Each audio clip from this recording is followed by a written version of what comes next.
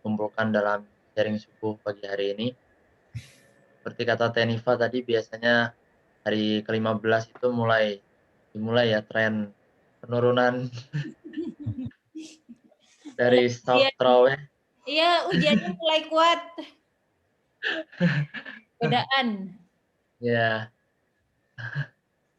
jadi ujiannya makin mulai terasa. Jadi nanti biasanya 10 hari terakhir, di malam ke-21 baru mulai ada peningkatan lagi biasanya untuk Iya, sekarang-sekarang.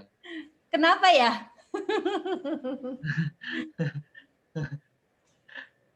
Itu dia, Teh. Itu goib sepertinya, Teh. Wallahu alam, sepertinya harus harus ulama dan ini yang menjawab alasannya seperti apa.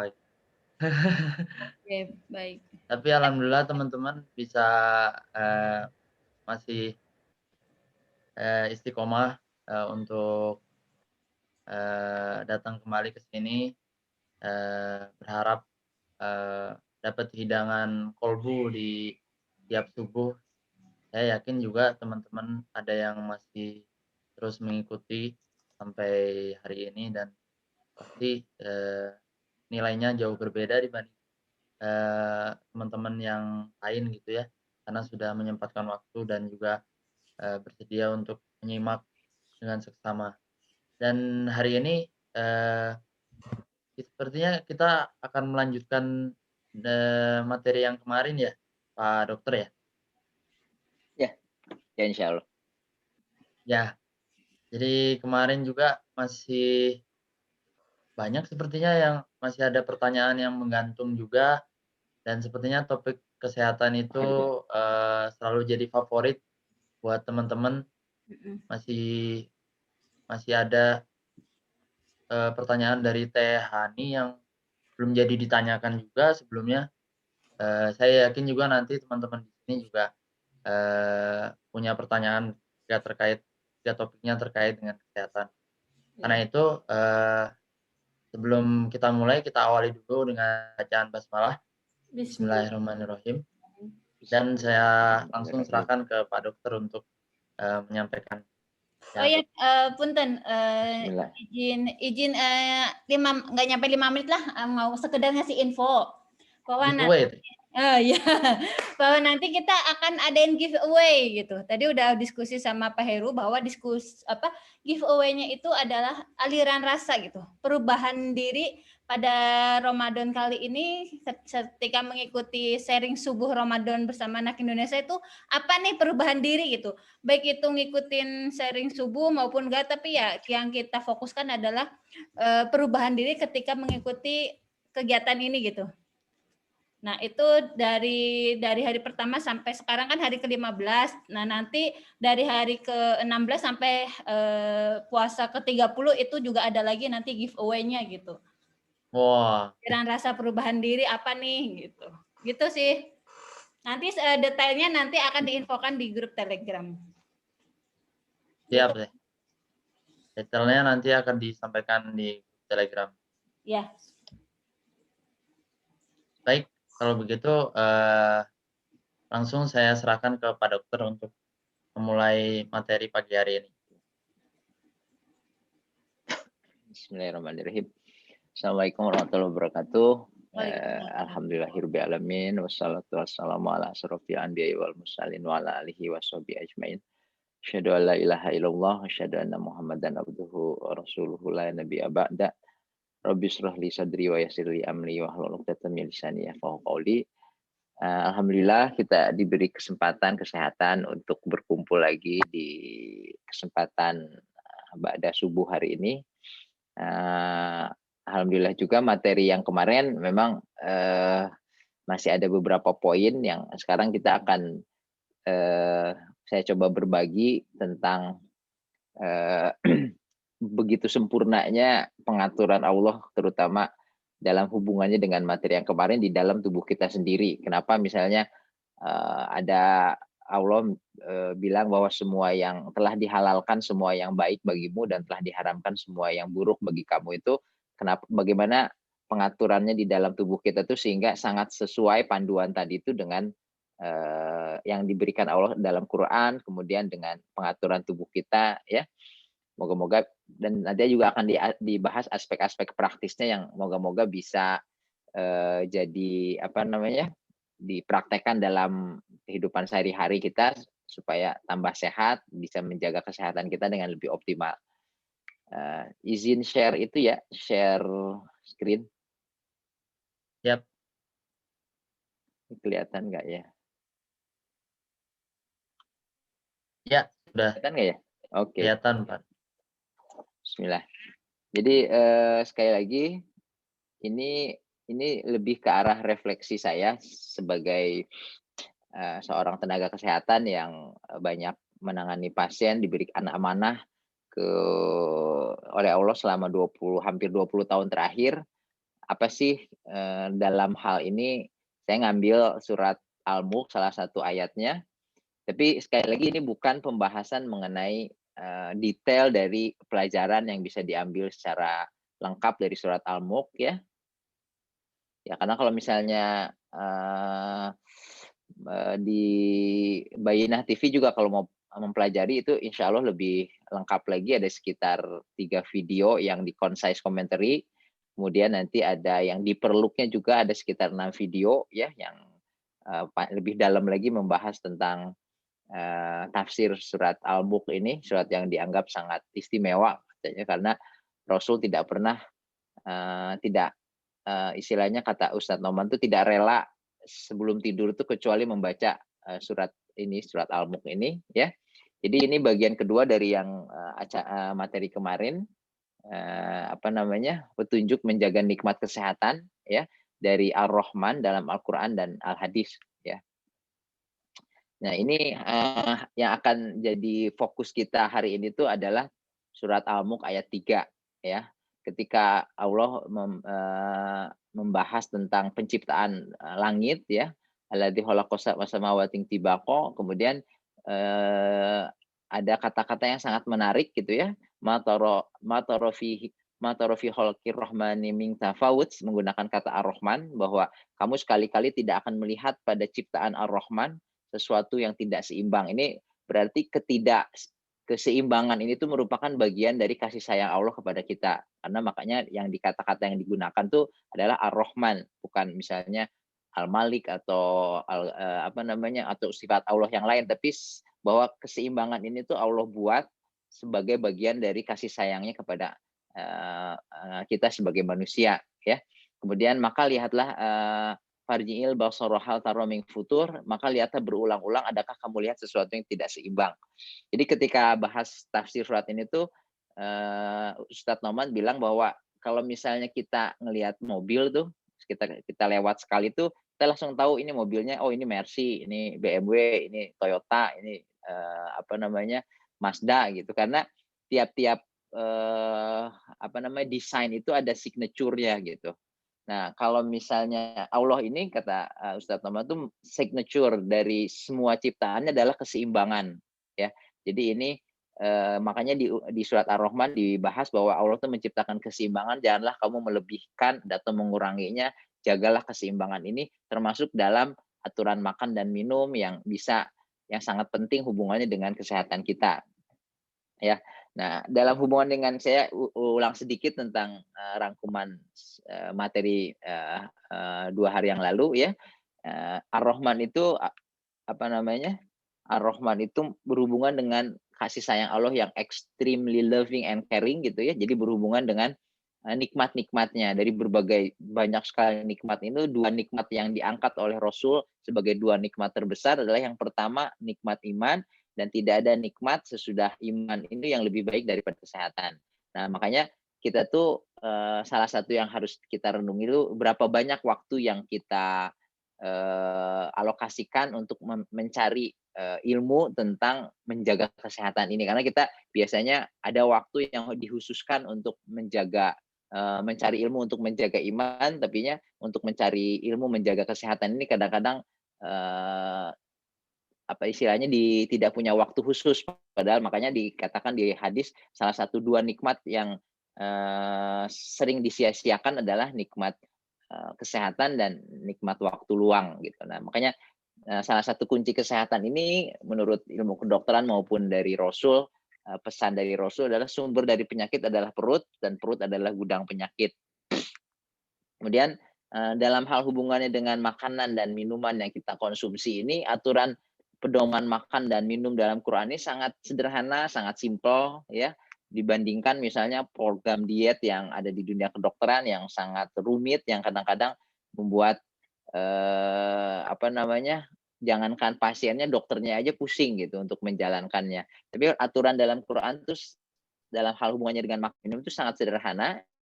Itu yang pertama, pastikan makanannya halal, yang kedua jangan berlebih-lebihan ya, yang ketiga rajin berpuasa. Nah, 3 ini aja tuh yang akan dibahas pada kali ini tuh bagaimana Allah tuh istilahnya kalau kita misalnya Ustadz Toman bilang tuh kalau kita sebelum produk itu diluncurkan katanya yang terlebih dahulu diselesaikan tuh adalah manual book-nya. Jadi buku petunjuknya, bagaimana perawatannya, bagaimana penggunaannya, itu tuh udah ada lengkap sebelum produknya diluncurkan. Nah, yang akan dibahas kali ini tuh bagaimana Allah tuh yang sangat mengetahui tentang bagaimana tubuh kita bekerja, bagaimana hubungannya kesederhanaan dari 3 pola makan ini yang sangat sederhana kan, cuman makannya pastikan halal, kemudian jangan berlebihan, rajin berpuasa ini, bagaimana itu tuh bisa sangat cocok dengan pencipta Allah di dalam tubuh kita sendiri gitu. Ya karena terutama dalam hal yang akan dibahas satu persatu tuh sekarang bagaimana kenapa sampai ayat yang istilahnya wakulu washrobu wala tusrifu innahu la yuhibbul musrifin ya, surat Al-A'raf ayat 31 ini, makan dan minumlah dan jangan berlebihan, sesungguhnya dia tidak menyukai orang-orang yang berlebih-lebihan. Itu dikatakan merupakan intisari dari ilmu kedokteran ya. Di zaman Khalifah Harun al-Rasyid ada seorang ulama yang ditanya bahwa apa sih yang di dunia kedokteran itu kok nggak ada dibahas di Al-Quran. Dikatakan ayat ini tuh merupakan rangkuman dari seluruh ilmu kedokteran gitu. Jadi saking pentingnya makan dan minum yang tidak berlebih-lebihan ini di dalam kesehatan kita ya. Nah ini tuh sekali lagi yang akan jadi fokus dari surat Al-Mulk itu bagaimana keseimbangan dari 3 cara ini dihubungkan dengan penciptaan manusia. Karena ayat-ayat yang harus kita renungi, Allah sendiri bilang kan bahwa ayat itu ada dalam bentuk ayat seperti ayat Quran, tapi ada juga ayat dalam penciptaan langit dan bumi, dalam diri kita sendiri, dalam pergantian siang dan malam. Itu merupakan ayat-ayat yang harus kita renungi sehingga bisa makin mendekatkan kita sama Allah gitu. Nah ini tuh dalam hal hubungannya dengan tadi penciptaan langit dan bumi, penciptaan manusia, sebenarnya ada hal yang sangat istimewa dalam hal penciptaan manusia ini. Misalnya di surat At-Taghabun ayat 3, surat ke-64, ketika Allah membahas tentang penciptaan langit dan bumi, Allah hanya menggunakan kata khalaqas samawati wal ard. Dia menciptakan langit dan bumi gitu. Tapi ketika di ayat yang sama di kalimat selanjutnya ketika membahas tentang penciptaan manusia, Allah mengatakan wasawarakum wa ahsana suwarakum. Jadi ketika penciptaan manusia itu Ustadz Noman bilang tentang ayat yang seputar ini tuh yang redaksinya mirip dengan ayat ini tuh adalah bahwa Allah tidak hanya sekedar menciptakan manusia tapi membentuk, membaguskan, molded gitu. Jadi betapa dalam diri manusia itu yang sangat mikroskopisnya sendiri sampai ke inti sel dan sebagainya itu sangat luar biasa penciptaannya tuh, istilahnya sampai Allah tuh istilahnya memberikan perhatian khusus dalam penciptaan manusia itu sampai membentuk rupamu dan dibaguskannya penciptaan kita ini. Dan nanti akan kita lihat bagaimana sih bagusnya penciptaan dan sempurnanya dan seimbangnya penciptaan Allah ini dihubungkan dengan 3 panduan makan dan minum yang merupakan kunci kesehatan kita ini ya. Jadi kalau misalnya kemarin sudah dibahas sedikit, apa sih panduan agar kita tidak makan dan minum berlebihan itu, terutama tidak makan berlebihan adalah pertama kita harus banyak minum. Nanti akan kita bahas apa sih panduannya dari Rasul tentang minum ini. Kemudian makannya perlahan-lahan, tidak terburu-buru, kemudian tidak sambil berdiri gitu ya. Kemudian yang ketiga tuh panduan yang sederhana sekali untuk tidak berlebihan itu makan hanya ketika lapar dan berhenti saat kenyang. Dan yang terakhir rajin berolahraga secara teratur, karena ini keempat hal ini tuh kalau dijalankan secara konsisten, secara disiplin, bisa mencegah kita tuh dari makan yang berlebihan yang merupakan sumber dari berbagai penyakit, ya. Ya kan, yang pertama tentang minum, ya. Kenapa kita tuh harus banyak minum, ya? Bagaimana panduannya? Nah, sebenarnya banyak yang tidak yang istilahnya kelewat gitu tentang hadis ini tuh, ya. Hadis ini sangat populer kan. Hendaklah anak Adam tidak memenuhi perutnya, cukuplah baginya sejumlah makanan yang dapat menegakkan tulang sulbinya. Jika tidak ada halangan, artinya jika harus melebihinya, ya. Kalau makanannya itu nggak sedikit, misalnya pengen agak banyak, setidaknya maksimal katanya kata Rasul sepertiga perut itu diisi makanan, sepertiga itu untuk minumannya. Nah, ini yang sering tidak terlalu dibahas. Jadi banyaknya ini tuh fokusnya ke sepertiga lagi untuk nafasnya.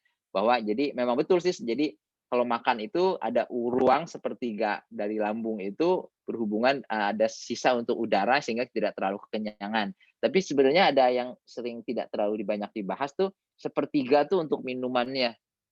Ya, jadi Rasul itu mengajarkan kalau kita lihat perbandingannya, ya, sepertiga perut untuk makanan, sepertiga untuk minuman. Berarti makanan dan minuman itu tuh hampir sama banyak yang kita masukkan ke perut kita tuh, makanan dan minuman tuh volumenya tuh hampir sama. Kalau itu yang Rasul ajarkan. Artinya banyak sekali sebenarnya minumnya. Karena kalau misalnya kita lihat ini ruang nafas ini kan di dalam perut itu kalau kita bagi 3, ya. Jadi ini yang luar biasanya tuh Rasul tuh tidak menentukan kayak diet yang aturannya sangat ketat. Ini tuh sangat sederhana. Jadi kalau orang yang badannya besar tentu saja makannya sepertiga makan tuh lebih banyak dibandingkan orang yang badannya kecil gitu. Nah, jadi ini kalau lambungnya sendiri ruang nafasnya ini sepertiga ruang nafas, sepertiga air, sepertiga makanan. Jadi kelihatan bahwa airnya tuh banyak sekali sebenarnya. Dan ini tuh jarang sekali dipraktekkan oleh kita karena kita biasanya makannya itu jauh lebih banyak daripada minumnya. Minumnya paling sedikit gitu ya, setengah gelas mungkin. Terus yang makanannya itu yang banyak memenuhi lambung kita, ya. Nah, ini kalau misalnya kita lihat dari dunia kedokteran, ya, volume dari lambung manusia itu bervariasi antara 0,9 liter sampai 1,5 liter. Itu kalau diisi penuh sama makanan dan minuman gitu. Jadi artinya apa? Kalau sepertiga isi perut itu diisi sama minuman, berarti kurang lebih antara 300 sampai 500 cc sebenarnya setiap kali kita makan. Nah, ini yang secara tersirat dipesankan oleh Rasulullah SAW. Jadi kalau kita minum tuh kalau bagusnya, apalagi yang kalau kelebihan berat badan ini ya, ini tuh sangat efektif sekali dan banyak sekali penelitiannya. Kalau bisa 1 gelas sekitar 200 cc, 250 cc itu kita minum sebelum makan, kemudian kita makan, kemudian nanti setelah makan minum lagi 1 gelas. Jadi kurang lebih sekitar 500 cc setiap kali makan itu tuh sepertiga isi perut kita tuh diisi sama minuman, sepertiganya lagi dengan makanan. Jadi minumnya tuh harus banyak, ya. Nah, ini yang salah satu petunjuk dari Rasul tentang cara kita minum gitu. Tapi secara ini buat praktisnya aja paling gampang itu kalau lagi nggak berpuasa nih ya, dari bangun tidur itu kita minum 1 gelas tiap 2 jam. Misalnya kita bangun jam 5, nanti bangun tidur minum 1 gelas. Nanti haus nggak haus tuh jam 7 tuh minum lagi segelas dari bangun tidur sampai menjelang tidur. Itu tuh yang lebih bagus dibandingkan kita minum 1 liter pagi, 1 liter siang, 1 liter malam gitu ya. Tapi kita bagusnya dipecah gitu karena nanti ada manfaat-manfaat kesehatan. Ditambah tadi aturan yang tadi 1 gelas sebelum makan, kemudian sesudah makan segelas lagi. Jadi tiap kali makan besar tuh kita minumnya ditambah 1 gelas dan sebelum dan sesudah. Nanti disesuaikan sama berat badan. Ini tabel sederhana. Sebenarnya banyak sekali panduannya. Tapi yang paling sederhana tuh yang ini, dilihat dari berat badannya. Jadi makanya kalau yang 2 liter, yang 8 gelas itu tuh untuk yang berat badannya sekitar 50 kilo. Tapi kalau orangnya 75 kilo, 80 kilo itu bisa 3,5 sampai 4 liter per harinya. Nah, karena kalau kita kurang cairan itu nanti cenderung akan banyak makannya. Makanya banyak penelitian kalau kita cari di internet tuh bahwa kalau kita banyak minum itu bisa membantu menurunkan berat badan salah satunya ya. Jadi mencegah kelebihan berat badan, mencegah obesitas, dan kalau untuk yang kelebihan berat badan bisa membantu menurunkan berat badan. Nah, ini karena apa?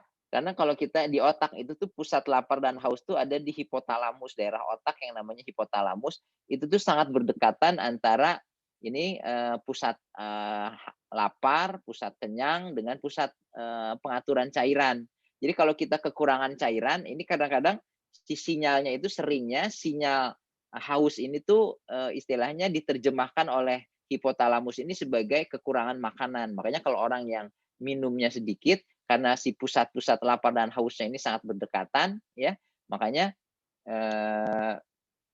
ini sangat berdekatan, makanya sering diterjemahkan sebagai kurang minum itu sebagai kurang makan. Akhirnya kita cenderung makan berlebihan. Itu pentingnya minum yang banyak untuk mencegah makan yang berlebihan. Yang kedua adalah makan secara perlahan. Ini banyak sekali kajian secara ilmiah yang membahas tentang manfaat dari makan perlahan-lahan. Kalau pesan dari Rasulnya sendiri sebenarnya hadisnya tuh, nah cuman ini saya agak susah mencari searching riwayatnya, tapi banyak sekali artikel yang membahas tentang panduan Rasul dalam hubungan dengan makan secara perlahan ini, antara lain harus mengecilkan suapan, membaguskan mengunyahnya, jangan mengulurkan tangan pada suapan yang lain sebelum menelan suapan yang pertama, dan Rasul tuh mengunyah makanannya tuh sangat lama ya sampai betul-betul halus, kemudian baru ditelan gitu ya. Jadi itu manfaatnya tuh banyak sekali, antara lain menyiapkan saluran cerna mengolah makanan. Jadi Allah tuh membuat pengaturan di dalam tubuh kita bahwa fase makan itu nggak langsung hanya ketika makanan masuk di lambung, tapi si fase makan itu sudah dimulai sejak kita tuh memikirkan makanan, mencium makanan, kemudian mendengar masakan gitu disajikan, itu tuh sudah mulai mengeluarkan enzim-enzim yang dibutuhkan untuk pencernaan kita. Itu pengaturan yang sangat seimbang, yang sangat luar biasa dari Allah tuh di tubuh kita tuh seperti itu. Jadi kalau kita makan perlahan itu kita memberikan waktu ke tubuh kita tuh untuk menyiapkan makanan jadi lebih diproses lebih siap dari sebelumnya gitu. Jadi udah menyiapkan lambungnya, menyiapkan saluran cernanya. Kemudian dengan memakan secara perlahan, dikunyah secara perlahan ini pelan-pelan dikunyah yang lama, ini makanan tuh akan masuk ke lambung sudah hancur, sehingga kerja lambung yang tadinya harus banyak sekali mengeluarkan asam lambung itu tuh jadi lebih ringan karena makanannya udah hancur. Karena di dalam mulut kita sendiri kalau kita kunyah yang lama ternyata ada enzim pencernaan yang bisa menghancurkan, salah satunya yang paling utama tuh karbohidrat. Jadi kalau kita ngunyahnya yang lama maka karbohidrat itu banyak dihancurkan, sehingga ketika selain ukurannya jadi lebih kecil juga, sebagian karbohidrat sudah dicerna, sehingga ketika masuk ke lambung itu si makanan itu sebagian sudah melalui proses pencernaan, sudah hancur, sudah lebih kecil ukurannya, sehingga asam lambung yang keluar tuh jadi lebih sedikit, dan orang-orang yang punya sakit reflux esofagitis, yang sering panas di dada, asam lambungnya naik ke atas tuh jadi lebih ringan kalau kita makan secara perlahan. Dan yang pasti kalau kita makan perlahan, tidak sambil berdiri, duduk, pelan-pelan, dikunyah yang lama, itu tuh ada waktu untuk berdoa dulu sebelum dan sesudah makan, sehingga menambah rasa syukur kita. Dan kata Allah kan kalau kita bersyukur pasti sedikit aja bersyukur maka Allah pasti akan menambah nikmat kepada kita, pada orang yang bersyukur tadi ya. Itu aturan yang kedua. Jadi biar jangan makan berlebihan itu makannya harus dikunyah yang lama. Itu bagaimana aturan dari Rasul itu tuh sama Allah tuh dibuat di tubuh kita tuh sangat sesuai gitu. Kalau kita makan perlahan begitu banyak manfaat kesehatannya karena pengaturan tubuhnya tuh sangat luar biasa, menyesuaikan dengan aturan yang tadi. Kemudian yang aturan yang ketiga ini termasuk yang paling penting yang akan dibahas lebih dalam gitu ya. Di hadis riwayat Tirmizi itu kan Rasul udah bilang bahwa sesungguhnya hendaklah anak Adam tidak memenuhi perutnya.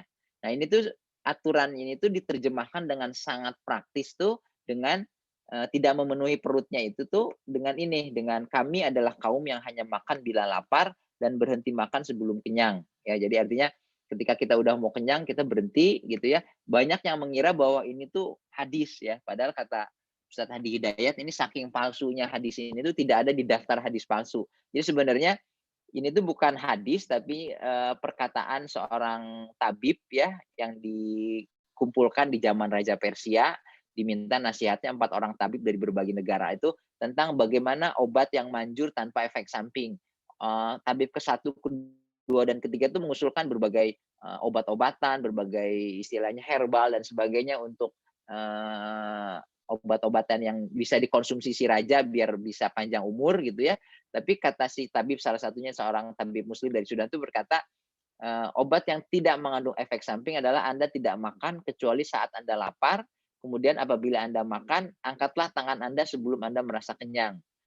Apabila hal itu Anda lakukan, maka Anda tidak akan terkena penyakit kecuali penyakit mati. Ini ada di kitab Ar-Rahmah fi Al-Tab Al-Hikmah Imam Al-Suyuti. Ini ada pembahasan di bawah. Jadi ini tuh bukan hadis tapi ucapan dari seorang tabib muslim yang mengatakan bahwa ini yang dari sinilah bahwa kami adalah kaum yang tidak makan kecuali kami saat lapar dan berhenti sebelum kenyang, ya. Dan ini tuh di kedokteran sendiri sekarang ada gerakan yang namanya mindful eating atau intuitive eating, di mana kita tuh benar-benar mendengarkan tubuh kita, kapan kita makan, kapan kita berhenti makan, kemudian memakan tuh dengan istilahnya dengan 5 indera gitu, dan itu banyak sekali, populer sekali ya, sampai ada buku-buku bestsellernya. Intinya tuh eat when you are hungry, stop when you are full. Padahal ini 14 abad yang lalu tuh sudah disiratkan dari pesan Rasul, dan ini tuh jadi gerakan yang sangat populer, makan hanya ketika lapar dan berhenti ketika kenyang. Ini sangat istilahnya sangat banyak sekali manfaatnya untuk kesehatan.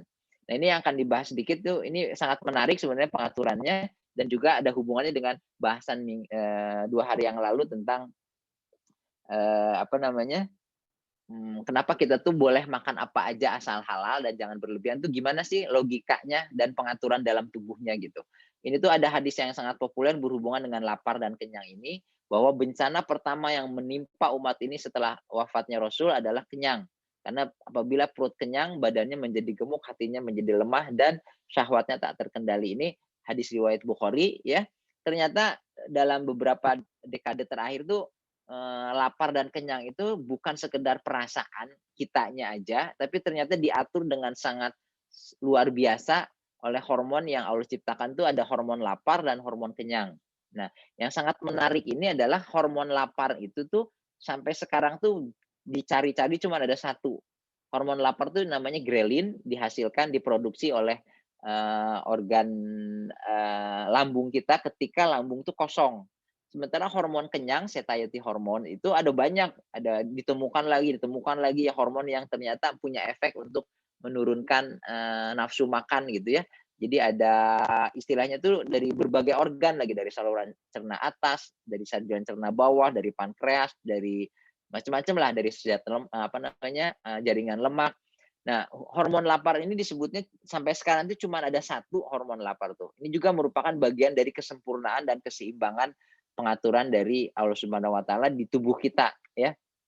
Jadi hormon grelin ini dihasilkan apabila lambung kita tuh kosong. Pada saat lambung kita kosong, maka hormon grelin akan keluar, itu tuh nafsu makan akan meningkat, dan kalau diisi makanan, jadi si lambungnya mengembang atau diisi cairan atau diisi minum gitu ya. Makanya tadi minum juga bisa menurunkan nafsu makan, karena dengan minum itu lambung tuh jadi terregang, dan itu akan menurunkan produksi hormon lapar atau grelin ini, jadi nafsu makannya menurun.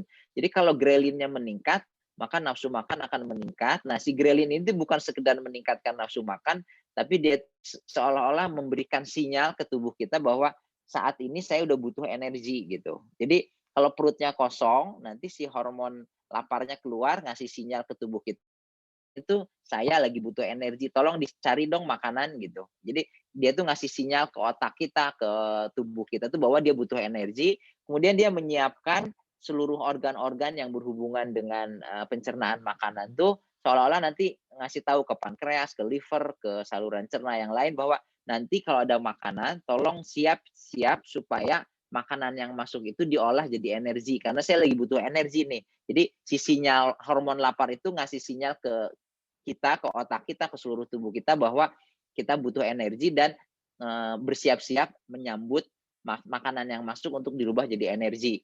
Jadi pada saat hormon grelin ini keluar, kalau kita makan, maka semua makanan, apapun makanannya, mau lemak, karbohidrat, protein, dan sebagainya, itu semua tuh akan diolah secara optimal oleh tubuh tuh jadi energi, ya.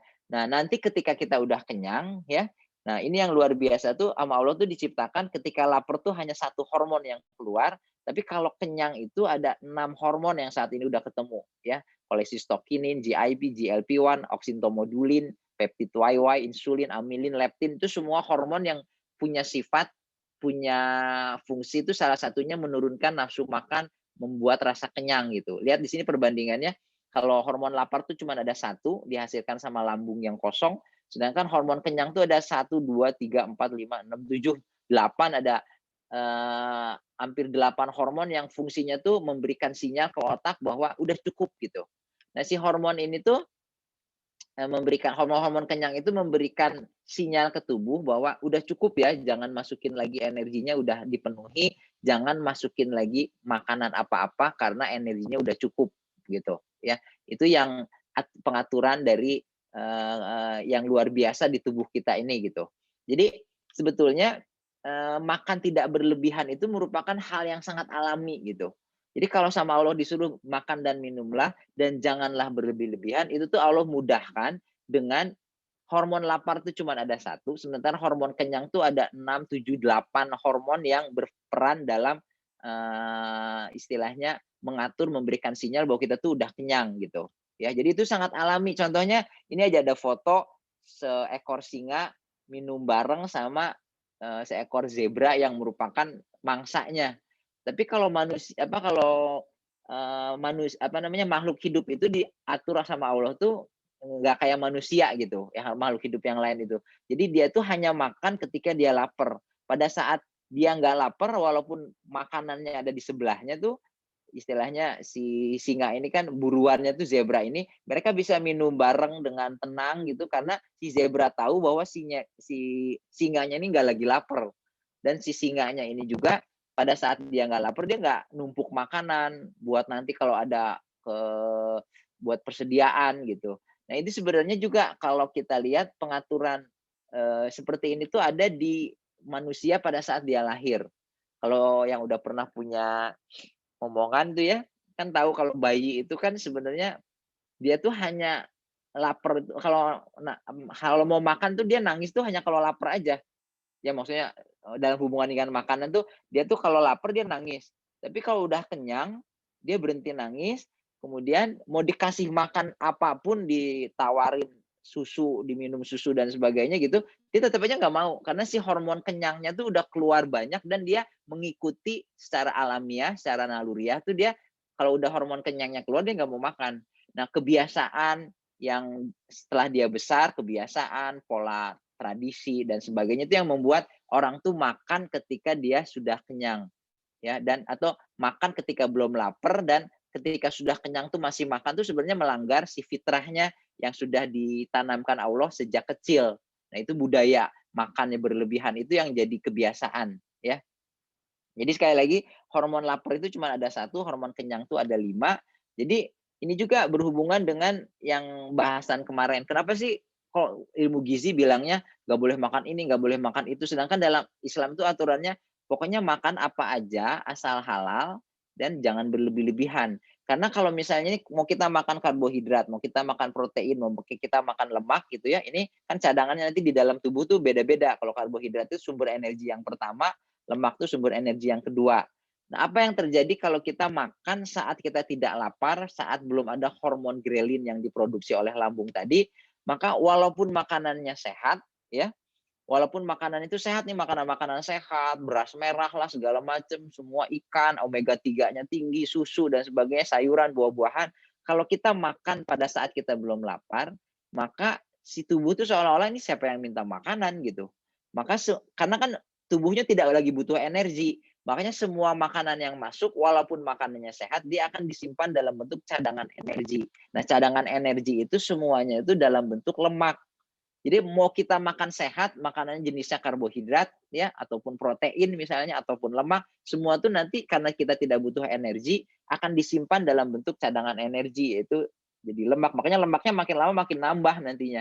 Sedangkan kalau kita makan saat sudah kenyang, jadi ketika hormon-hormon kenyang sudah diproduksi, kita masih sayang, ini masih pengen, ini masih enak kayaknya, ini ngabisin punya anak, ini ngabisin punya suami gitu ya, atau anak makanannya masih sayang karena dibuang, akhirnya kita makan dimasukin padahal kita udah kenyang, maka walaupun makanannya makanan sehat, tubuh juga bilang, "Ini udah nggak perlu energi lagi, kenapa dimasukin energi terus?" Gitu.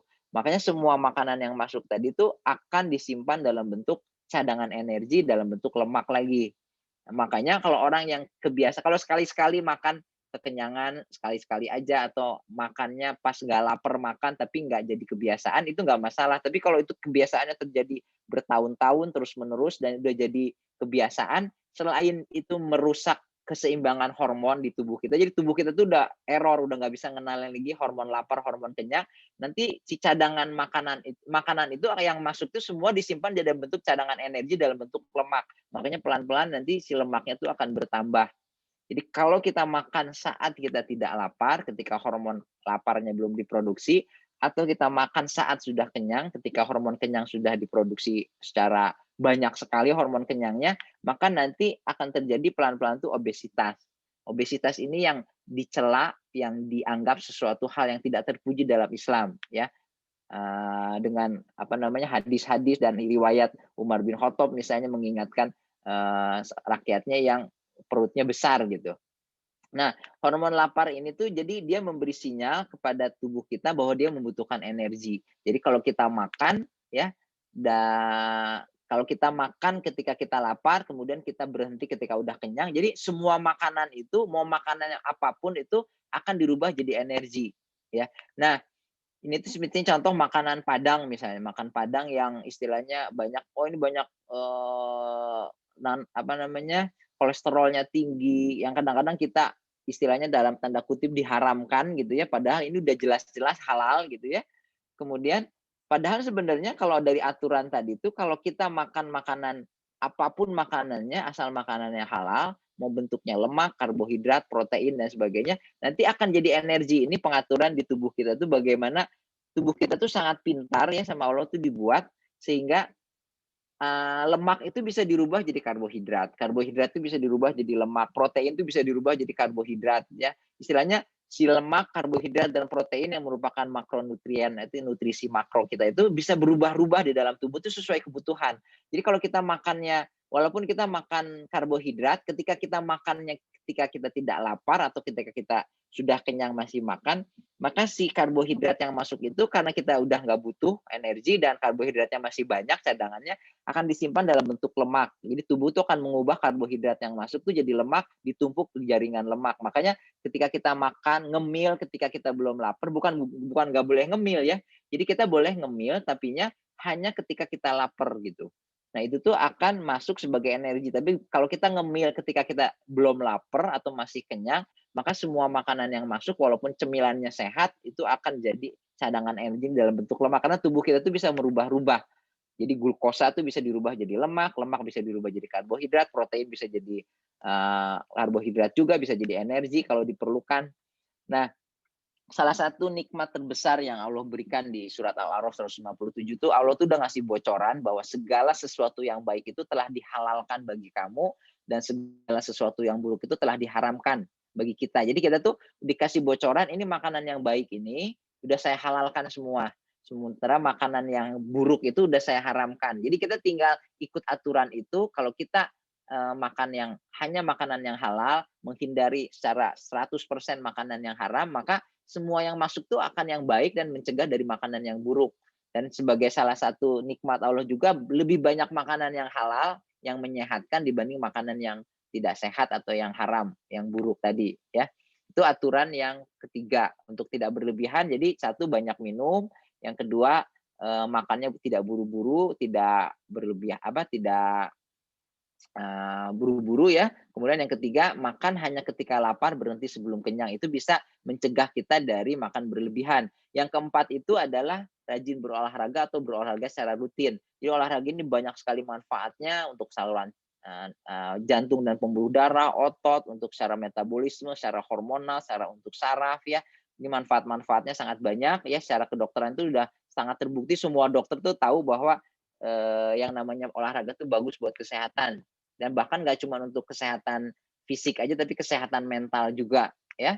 Dan bahkan keringatnya aja tuh banyak sekali manfaatnya. Kalau kita cari di internet tuh manfaat berkeringat pada saat olahraga tuh lihat banyak sekali manfaatnya.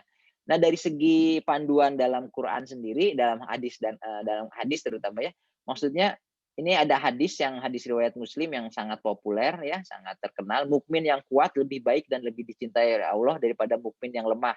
Walaupun pada keduanya ada kebaikan istilahnya. Jadi yang kuat ini kan bisa macam-macam, kalau pembahasannya itu kuat secara fisik, secara finansial, secara spiritual, secara ekonomi, secara pendidikan dan sebagainya lah, secara ilmu dan sebagainya. Tapi kalau dalam hal fisik ya, mukmin yang kuat dari hal fisik itu di dunia kedokteran itu nggak ada cara untuk membuat seseorang jadi lebih kuat, lebih istilahnya fisiknya lebih bagus itu kecuali dengan olahraga. Jadi nggak ada cara lain kalau kecuali dengan beraktivitas fisik yang berat secara rutin, itu tuh bisa menyebabkan seseorang tuh jadi kuat secara fisik. Jadi nggak ada cara lain. Satu-satunya cara itu cuma olahraga secara teratur. Jadi kalau kita pengen mengamalkan hadis ini, jadi muslim yang kuat secara fisik gitu ya, itu tuh cuma satu-satunya tuh berolahraga secara teratur. Ya. Jadi olahraganya terserah mau olahraga bela diri, olahraga yang lain gitu ya. Pokoknya olahraga yang rutin secara teratur ya. Panduannya itu nah itu sudah dibuktikan dari berbagai sainsnya itu udah sangat banyak jurnal-jurnal tentang kedokteran olahraga ya. Intinya tuh yang sederhana itu kita olahraga ini panduan sederhana secara kedokterannya. Bahwa kita olahraga tuh minimal 150 menit per minggu ya. Jadi yang moderate activity yang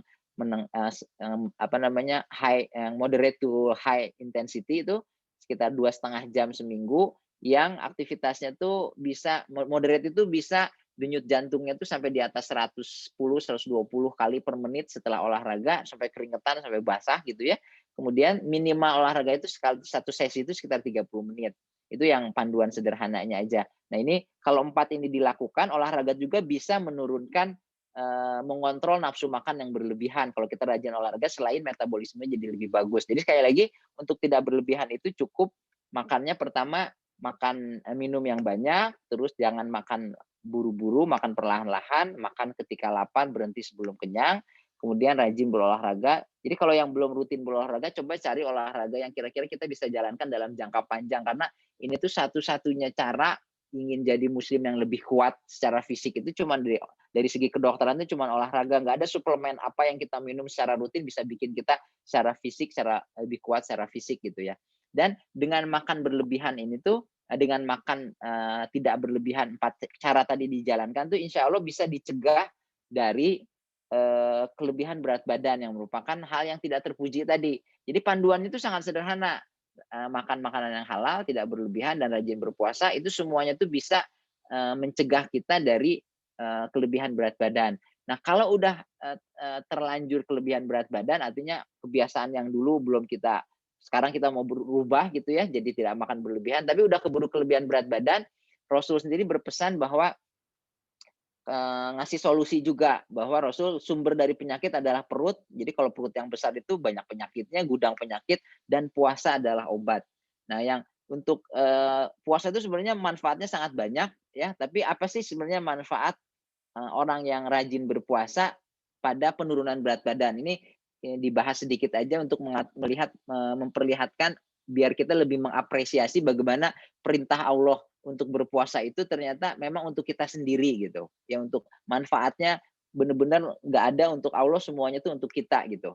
Jadi kalau kita berpuasa nih, misalnya tadi kita makan terakhir bulan Ramadan nih, puasa terakhir makan kan jam 4. Itu tuh ketika jam 4 sampai jam 8, jam 9 itu kita masuk fase ke-1. Jadi fase ke-1 pada saat kita berpuasa itu dimulai dari saat kita makan terakhir sampai 4 sampai 5 jam. Pada saat ini semua makanan yang masuk tuh masuk ke dalam tubuh, kemudian karbohidratnya tuh akan disimpan dalam bentuk glikogen, cadangan glukosa di liver. Itu yang 4 sampai 5 jam pertama. Kemudian nanti fase kedua nanti kita sekitar jam 9 jam 8 jam 9 sampai nanti sekitar jam 2 siang itu tuh kita masuk fase kedua, post absorptive state namanya. Tubuh tuh menggunakan cadangan glikogen yang disimpan di liver tadi tuh untuk energi. Kita tuh jalan, naik turun tangga, aktivitas, meeting, olahraga dan macam-macam tuh naik, istilahnya aktivitas fisik maupun mental. Kita itu menggunakan energi dalam bentuk glukosa. yang ada di liver tadi. Masalahnya liver itu tuh cadangan glukosanya tuh terbatas, cuman sekitar kuatnya tuh paling sekitar 10 jam aja, maksimal 12 jam. Jadi dia tuh akan berakhir sekitar pukul 2 siang. Makanya kalau orang yang jarang puasa, jam 2 siang tuh mulai sakit kepala, sering puyeng, kelayangan ketika hari-hari pertama puasa, lemes sekali, lapar sekali. Tapi kalau udah biasa puasa, apalagi kalau udah biasa Senin Kamis, itu tuh nggak terlalu masalah. Nah, ketika jam 2 siang itu, maka si tubuh kita tuh udah kehabisan energi dalam bentuk glukosa, maka dia butuh energi selanjutnya tuh dia akan masuk ke fase ketiga, namanya fase puasa. Fase puasa ini tuh itu tubuh tuh udah mulai menggunakan lemak sebagai cadangan energi karena si glukosanya udah habis gitu. Nah, tubuh tuh pada saat itu dari jam 2 siang sampai nanti maghrib jam 6 tuh selama 4 jam tuh kita membakar lemak ya. Itu tuh sama Allah dikasih aturan seperti itu tuh dengan sangat luar biasa. Kalau kita nggak makan aja selama 14 jam, maka sekitar jam 11, 12, 13 sampai jam ke-14 itu akan terjadi pembakaran lemak.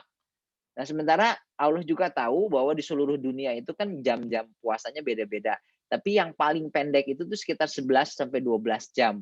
Jadi kalau orang yang puasa di seluruh dunia itu kan ada yang 20 jam, ada yang 16 jam, kayak yang di kita 14 jam stabil tiap tahun tuh sekitar segitu, ada yang tiap tahun tuh beda-beda sesuai musimnya. Tapi yang paling pendek itu sekitar 11-12 jam. Nah, itu tuh minimal yang puasa 12 jam itu tuh udah terjadi pembakaran lemak selama sekitar 2 jam. Jadi kalau tiap hari membakar lemak selama 2 jam, selama 30 hari, kemudian pas bukanya diikuti aturan yang makan tidak berlebihan tadi, itu insya Allah maka kalau tadinya punya kelebihan berat badan, dia bisa turun. Jadi makanya puasa itu adalah obat tuh salah satunya untuk berat badan. Ya. Jadi efeknya pada lemak tuh kalau kita makan terakhir jam 4, jam 2 siang itu makanan udah habis, glukosanya udah habis di liver, maka tubuh mulai membakar lemak. Kalau kita rutin menjalankan puasa, si lemak itu disimpannya dalam bentuk trigliserid, asam lemak, nanti kolesterol dan trigliseridnya akan turun walaupun kita nggak minum obat.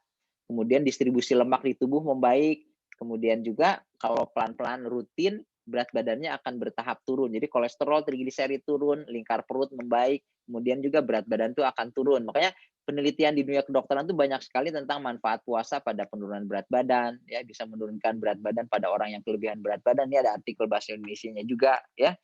Dan juga yang lebih luar biasa ternyata kalau pada saat kita membakar lemak sekitar jam 11 sampai jam ke-14 tadi, tubuh tuh menggunakan bukan glukosa lagi tapi menggunakan benda keton sebagai energi. Nah, benda keton ini jauh lebih disukai oleh otak sebagai sumber energi dibandingkan glukosa, ya. Makanya otak tuh bekerja dengan lebih efisien. Kemudian ini makanya para ulama besar itu banyak yang ketika membuat kitab-kitab yang legendarisnya, yang masyhurnya, yang sampai sekarang masih ada tuh sengaja berpuasa agar pikirannya tuh lebih jernih. Kata Imam Syafi'i misalnya kalau orang yang kekenyangan itu akan menghilangkan kecerdasan salah satunya, ya. Nah, kemudian manusia tuh mulai mencoba, wah ini kan kalau membakar lemak tuh bagus nih, coba kita bikin diet keto aja, ngedesain diet keto, makannya dibanyakin lemaknya, karbohidratnya dikurangin supaya masuk ke yang tadi benda keton sebagai sumber energi. Ternyata kalau dibandingkan diet keto itu, dibandingkan diet biasa, ternyata memang meningkat. Ya, pembakaran benda ketonnya meningkat 4 kali lipat kalau kita menjalankan diet keto. Ya, itu padahal susah banget tuh si diet keto itu.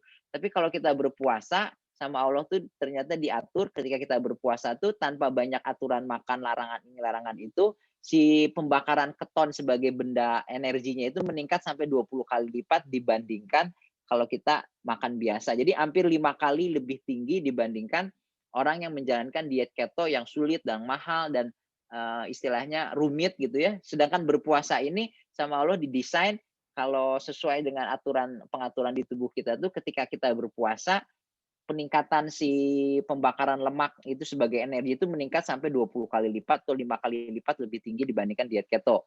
Dan juga banyak sekali manfaat si lemak ini dalam stress management, pembakaran lemak ini di otak sendiri. Salah satunya ketika orang yang berbuka itu hadisnya itu mengatakan 2 kebahagiaan, ya bahagia ketika berbuka puasa. Itu berhubungan dengan keluarnya happy hormone yang sangat banyak ketika kita lama tidak makan. Makanya ketika kita makan itu ada rasa bahagia itu timbul karena pengeluaran happy hormone, terutama hormon yang namanya endorfin dan oksitosin, ya. Dan ketika kita berpuasa, otak kita juga beristirahat, aliran darah ke otak berkurang, tidak ada energi yang digunakan untuk menyiapkan makanan, dan itu tuh banyak sekali manfaatnya untuk manajemen stres. Dan juga yang istirahat tuh nggak cuma otak aja, tapi pankreas kita yang menghasilkan insulin. Kalau kita terakhir makan jam 4 pagi, ya sahur, kemudian kita baru makan lagi jam 6 sore, itu selama 14 jam pankreas kita tuh istirahat sama sekali nggak ngeluarin insulin. Makanya ketika pankreas istirahat, insulin jadi lebih sensitif sel-selnya terhadap insulin, si gula darahnya tuh akan turun. Makanya banyak sekali pasien-pasien kita tuh di klinik saya tuh ada klinik khusus penyakit dalam di Karawang tuh, itu tuh banyak pasien yang diabetes yang bisa lepas obat hanya dengan terapi puasa. Jadi puasa sebagai terapi itu ada 9 level ya, itu yang kita buat untuk pasien-pasien. Itu pasien itu dengan pelan-pelan menjalankan puasa itu dia pelan-pelan obat gulanya diturunin, gulanya terkontrol, HbA1c-nya bagus, ya rata-rata gula darah 3 bulannya, dan dia bisa lepas obat tanpa bisa bagus kontrol gulanya tuh hanya dengan puasa aja tanpa minum obat. Dan itu banyak sekali pasien-pasien kayak gitu. Yang istirahat juga, livernya juga istirahat, otaknya istirahat, ginjalnya juga dari mengolah berbagai produk metabolisme untuk dibuang, itu juga istirahat selama 14 jam. Karena kan nggak ada makanan, nggak ada minuman yang masuk, benar-benar si ginjal itu istirahat. Kemudian juga sistem imun kita juga istirahat. Nah ini di era COVID ini tuh banyak yang ragu-ragu mau menjalankan puasa, takut katanya nutrisinya nggak bagus. Padahal dengan berpuasa ini tuh Allah mengatur supaya ketika kita berpuasa, sistem imun juga beristirahat. Ini kayak sistem imun tuh kayak satpam yang meriksa semua pasien semua pengunjung yang masuk ke mall, ya. Sementara yang masuk ke mall itu bisa ada lewat pintu samping, pintu utama. Nah, pintu utama dari tubuh kita itu adalah saluran cerna. Ini pintu masuk segala macam kuman, segala macam radikal bebas yang merusak. Nah, ini kayak satpam kita tuh sistem imun itu mau mau ada pengunjungnya berbahaya atau enggak, tetap semua harus diperiksa. Nah, ketika kita berpuasa, maka sistem imunnya itu jadi beristirahat dari banyak kerjaan-kerjaan, terutama kerjaan yang men-screening kuman-kuman yang masuk di saluran cerna.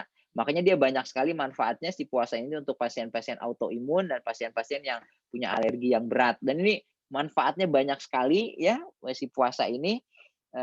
Ini berbagai manfaatnya pada berbagai penyakit, sampai saking bagusnya dan saking mudahnya si puasa ini. Jadi puasa ini jadi gerakan yang diet yang paling populer sampai saat ini di seluruh dunia sejak tahun 2019. Jadi mesin pencari Google itu yang paling banyak dicari dan masuk ke jurnal kedokteran yang paling beken, yang paling berpengaruh, New England Journal of Medicine, itu termasuk jurnal paling berpengaruh di dunia kedokteran. Ini tuh efek dari puasa untuk kesehatan, untuk anti aging dan untuk berbagai penyakit, ya. Dan juga yang luar biasa itu pengaturan dari hormon lapar dan hormon kenyangnya ini tuh memungkinkan kita tuh untuk menjalankan puasa secara rutin. Memang puasa itu tidak disukai secara alamiah gitu. Jadi manusia itu nggak suka nahan lapar sebenarnya. Makanya Allah tuh harus mewajibkan puasa. Tapi secara fisiologis itu tuh dimungkinkan ya. Karena ini ada cuma 3 ayat yang membahas tentang puasa ini di Quran tuh, yang salah satunya surat Al-Baqarah 185. Di akhir ayatnya tuh Allah menghendaki kemudahan bagimu dan tidak menghendaki kesukaran bagimu. Jadi pengaturan ini juga sederhana. Hormon lapar itu tuh cuma ada satu. Jadi sebenarnya manusia itu bisa nahan lapar tuh. Yang susah tuh sebenarnya yang harus melawan fitrahnya tuh kalau menahan kenyang gitu. Jadi udah kenyang masih makan itu tuh sebenarnya melanggar fitrah. Sedangkan menahan lapar itu karena hormon laparnya cuma satu, itu tuh masih sangat dimungkinkan. Dan Allah juga membuat aturan hormon lapar ini luar biasa. Jadi hormon lapar itu tidak kita makin nggak makan makin lapar atau makin hormonnya makin tinggi. Ini si grelin ini tuh kita tuh hanya meningkat pada saat jam-jam makan aja. Kita makan pagi dia naik, ketika makan siang dia naik, kemudian turun lagi, ketika makan malam dia naik, kemudian turun lagi. Jadi kalau kita udah lewat jam makan tuh nanti laparnya menurun. Itu tuh yang diatur sama Allah tuh sedemikian rupa sehingga kita tuh dimungkinkan untuk berpuasa, bahkan berhari-hari nggak makan juga sebenarnya bisa ya. Makanya karena tidak manusia itu intinya tuh gampang mengeluh, makanya kalau tidak dikasih tahu manfaatnya tuh harus diwajibkan dulu. Karena tidak ada yang otomatis berpuasa aja tanpa dengan istilahnya tanpa belajar dulu manfaat puasa. Makanya untuk orang yang zaman dulu yang belum tahu manfaat puasa tuh sama Allah tuh diwajibkan atas kamu berpuasa ya. Sebagaimana telah diwajibkan untuk semua umat-umat yang lain juga Allah perintahkan puasa ya. Makanya si puasa ini tuh bisa karena sangat sesuai dengan fitrah manusia, tidak memberatkan ya, sesuai dengan pengaturan hormon tadi. Makanya kita tuh banyak sekali saudara, teman, keluarga yang udah dari mudanya sampai usia lanjut sampai meninggal dunia tuh rutin menjalankan puasa sunnah. Jadi bisa dijalankan sampai akhir hayat kita. Ini banyak sahabat, bahkan Rasul juga tidak pernah meninggalkan puasa-puasa tertentu sampai akhir hayatnya.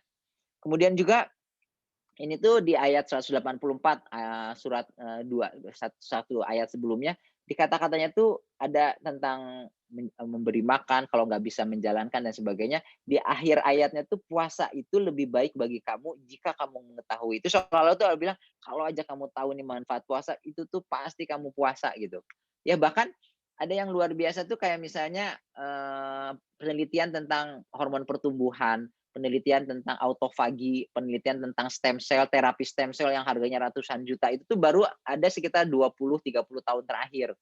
Itu tuh belum ada penelitian yang bahas sebelumnya hubungan antara puasa dengan 3 faktor ini. Si growth hormone, autofagi, dan stem cell itu sangat erat hubungannya. Ternyata puasa itu tuh tiga-tiganya tuh dipengaruhi secara positif sama puasa, growth hormone meningkat, autofagi meningkat, stem cell juga meningkat. Jadi terutama untuk saudara-saudara kita yang berpuasa lebih dari 18 jam ya, yang 16 jam, 18 jam itu tuh banyak sekali dapat manfaat puasa tuh dari autofagi, stem cell, dan growth hormonnya. Kalau kita cuma 14 jam tuh minimal efek growth hormone, stem cell, dan autofaginya. Tapi kalau saudara-saudara kita yang bisa puasa sampai 18 jam, 20 jam itu banyak sekali manfaat growth hormonnya yang dia peroleh dan banyak sekali manfaat kesehatannya. Makanya Rasul tuh sangat menyarankan, sangat istilahnya jadi si puasa itu sangat dianjurkan gitu. Hadis-hadisnya tuh ada pintu surga khusus ya. Jadi amalan utama dari 8 pintu surga tuh yang khususnya salah satunya pintu surga tentang puasa. Kemudian dijauhkan dari neraka selama 70 tahun. Kemudian malah yang sangat luar biasa tuh bahwa puasa ini tuh akan istilahnya amalan yang khusus buat Allah aja. Ya, kalau yang lain tuh sampai 700 kali lipat, tapi puasa itu aku sendiri yang akan membalasnya. Dan banyak sekali Rasul tuh sampai sangat sering berpuasa sampai dikatakan sampai tidak ada waktu bagimu untuk tidak puasa. Jadi hampir kayak kelihatan tiap hari puasa. Jadi sekali lagi sebagai penutup, 3 panduan ini nih yang pola makan dalam Islam itu pastikan halal, jangan berlebihan, rajin berpuasa tuh sekali lagi sangat sederhana tapi merupakan aturan yang terbaik ya, yang sangat sesuai dengan keseimbangan dari pengaturan tubuh kita yang Allah ciptakan di tubuh kita gitu, yang Allah buat pengaturannya. 3 cara itu tuh bisa sangat optimal istilahnya membuat kita tuh makin lama makin sehat kalau kita jalankan secara disiplin. Itu seolah-olah mirip dengan tantangan Allah tuh untuk membuat Quran. Jadi kalau misalnya ayat yang ini tuh seolah-olah tuh kalau misalnya kamu sanggup coba bikin desain ya, yang pengaturan yang Allah buat dalam tubuh manusia. Itu tuh kamu tuh nggak akan bisa, kamu tuh akan malah ditantang sekali lagi, coba dipelajari lagi, kamu lihat lagi, kamu tuh cari kekurangannya, cari ketidakseimbangannya, itu tuh kamu nggak akan ketemu, dan itu tuh dengan sangat susah payah juga mencari kekurangannya, dan tidak akan ketemu lagi, ya. Jadi istilahnya si aturan itu tuh sangat sempurna ya, karena Rasul berpesan, Allah berpesan di surat Al-Maidah bahwa hari ini telah kusempurnakan bagi kamu agamamu, termasuk aturan makan dan minum dalam Islam yang sangat luar biasa ya. Dan makanya Rasul bilang kalau umat manusia itu tahu pahala ibadah di bulan Ramadan, niscaya mereka meminta agar 1 tahun penuh menjadi Ramadan. Ini juga bisa kalau kita tahu manfaat puasa di bulan Ramadan, kita tuh pengen puasa setahun penuh gitu, karena banyak sekali manfaat puasanya. Jadi pesannya tuh lanjutkan puasanya tuh di hari-hari setelah Ramadan sampai tahun depan, kita jalankan program puasa sunnah, puasa intermittent, puasa ayamul bid dan sebagainya, itu untuk kesehatan yang lebih bagus lagi. Mungkin itu aja. Kalau ada pertanyaan silakan, atau ada yang sagahan atau apa silakan. Ya, Terima kasih Pak Dokter untuk sajiannya pagi hari ini. Alhamdulillah. Ini mungkin komunitas mungkin setelah ini akan tergerak untuk bikin gerakan puasa, gerakan olahraga mungkin setelah mendapat apa namanya panduan betapa pentingnya olahraga tadi dan juga makan yang tidak berlebihan dan dengan puasa. Ini ada beberapa pertanyaan yang udah masuk, saya cek di chat box ya, Pak Dokter. Jadi saya langsung bacakan aja supaya nanti, Yuk, tidak ada yang tertinggal seperti kemarin. Silakan ya kepada teman-teman yang, ingin mengajukan pertanyaannya, baik itu terkait dengan materi ataupun pengalaman, eee, terkait dengan kesehatannya ataupun juga terkait dengan ayat-ayat Allah yang berkaitan dengan kesehatan. Pertanyaan pertama dari Mbak Imaniatul, "Dokter Ahwan izin bertanya, saya pribadi beberapa tahun belakangan ini makannya sedikit, tapi alhamdulillah tetap fit. Tapi kadang kalau bangun tidur terasa capek banget. Afwan, ada yang salahkah dengan tubuh saya? Syukron dokter." ya kalau itu tuh jadi kalau di kedokteran itu keluhan itu tuh harus dievaluasi secara komprehensif. Jadi kalau keluhan bangun tidur kok kayak yang capek itu tuh nggak langsung menunjuk ke satu penyakit. Misalnya kayak orang, "Dok, saya demam." Oh, tipes kan nggak langsung. Kita kan harus cari dulu demamnya tuh karakternya kayak gimana, terus juga apa namanya, apakah demamnya siang, sore, bagaimana trombositnya, bagaimana pemeriksaan-pemeriksaan yang lain. Jadi kalau orang yang gampang capek, bangun tidur sering seperti capek itu harus dievaluasi. Jadi datang ke dokter, diperiksa. Sekarang tuh yang lagi tren itu yang pasiennya yang bukan tren sih, aslinya banyak itu tuh coba periksa kalau yang semua medical check up bagus tapi sering ngerasa lemes, capek, coba periksa vitamin D-nya. Vitamin D itu tuh sering sekali sekarang tuh pasien ngerasa nggak fit, ngerasa gampang capek, lemes, tapi kalau di check up tuh semuanya bagus. Ronsen lab, pemeriksaan darah, pemeriksaan urin, pemeriksaan apa juga kolesterol semua bagus, tapi kok saya nggak fit, ngerasa nggak lemes gitu, apa ngerasa lemes terus. Nah itu kadang-kadang ternyata vitamin D-nya tuh kurang, karena zaman sekarang tuh paparan sama sinar matahari jadi kurang. Itu mungkin salah satu yang sering ya, tapi bisa macam-macam penyebabnya. Kan harus diperiksa jantungnya, periksa hormon tiroidnya, hormon gulanya dan macam-macam itu bisa menyebabkan banyak sekali keluhan yang mirip-mirip tapi penyebabnya ternyata beda-beda gitu. Ya, gitu Mas Desi. Ya begitu ya, Mbak, silakan jika nanti mungkin masih ada yang mengganjal gitu ya karena berkaitan dengan kesehatan diri, boleh dilanjutkan pertanyaannya. Kemudian dari, Mas Hardadi ya, "Pak Dokter, intermittent fasting dalam istilah medis tersebut ekuivalen dengan puasa apakah dalam Islam?" Ya, jadi kalau intermittent fasting itu artinya berselang. Jadi dalam satu hari itu tuh ada waktu namanya eating window sama fasting window. Jadi ada jam di mana kita makan dan jam di mana kita nggak makan apa-apa ya. Nah, kalau intermittent fasting itu artinya dalam satu hari itu kita ada periode makannya, ya, ada periode puasanya. Jadi sebenarnya puasa sunnah itu tuh puasa wajib, puasa Ramadan atau puasa sunnah itu bagian besar dari intermittent fasting. Intermittent fasting itu kan puasa sunnah tuh kan sama puasa Ramadan tuh kita ada satu hari itu ada jam kita makan dan jam kita puasa. Jadi disebutnya intermittent fasting. Lawannya tuh prolong fasting. Prolong fasting itu dalam satu hari itu kita bisa nggak makan sama sekali. Jadi misalnya prolong fasting tuh yang 24 hour fasting atau 36 jam, 48 jam nggak makan apa-apa. Berarti dalam satu hari itu nggak makan sama sekali, bisa 1,5 hari, 2 hari baru makan. Sedangkan kalau intermittent itu nggak kayak gitu. Intermittent lebih ringan karena ada jam-jam periode makannya. Misalnya kalau kita eating window kita tuh dari jam maghrib kalau orang Ramadan tuh sampai sahur itu tuh namanya eating window kita boleh makan silakan tapi dari jam sahur sampai maghrib itu nggak boleh makan apa-apa. Nah itu disebutnya fasting window. Nah, itu tuh disebutnya intermittent fasting. Jadi kalau intermittent fasting itu sebenarnya puasa sunnah dan puasa Ramadan itu masuknya intermittent fasting.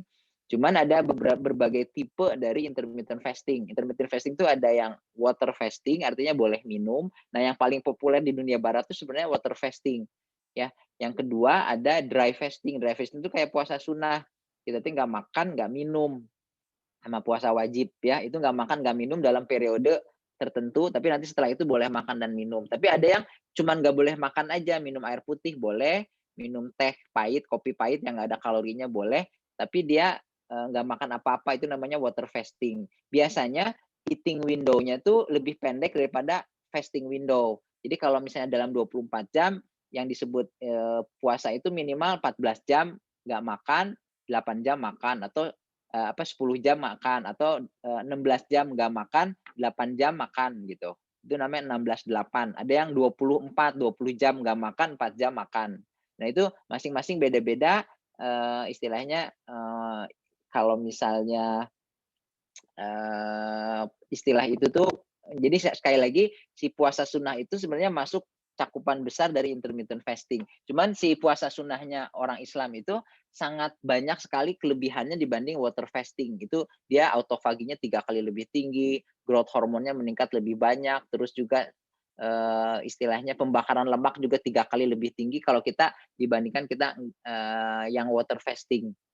Nah, itu nanti, tapi kalau misalnya untuk kesehatan itu sangat bagus kalau misalnya sudah bulan Ramadan kita menjalankan intermittent fasting juga. Kalau misalnya Senin Kamis kita puasa sunnah, tapi Selasa Rabu Jumat Sabtu Minggunya tuh kita puasa water fasting, misalnya dari malam ke pagi. Ini saya izin share screen bentar ya. Ini kalau misalnya pengen belajar lebih detail tentang intermittent fasting, ini tuh saya sering sama Sakinah TV yang program TV Islam gitu ya, istilahnya acara-acara ini saya bikin kursus intermittent fasting ya, udah sampai periode udah sampai batch ke-4 kalau nggak salah. Nah, ini kalau pertanyaan jawabnya tuh bisa dilihat di sini di Ruang Dokter Official. Nanti tuh ada di bagian video yang tentang playlistnya tuh tentang tanya jawab intermittent fasting. Itu banyak pada intermittent fasting pada saat orang sakit mah gimana, kemudian untuk kanker, untuk olahraga pada saat puasa, ini macam-macam dan terus bertambah. Nanti silakan aja kalau mau dipelajari, ini aksesnya kan gratis ya. Atau kalau misalnya pengen belajar lebih detail gitu ya, ini ada materi yang intermittent fasting, kursus intermittent fasting itu ada videonya 30 video sekitar berapa belas jam gitu ya.